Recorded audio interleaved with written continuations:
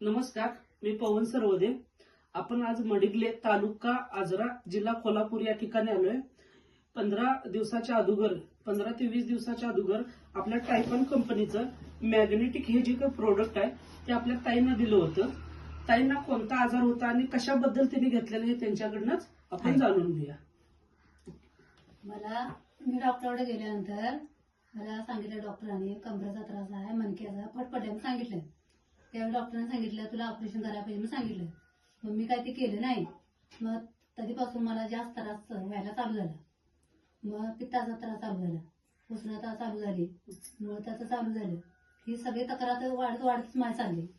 मग आता हे घेतल्यापासून जरासं थोडा फरकच पडला 15 दिवसात.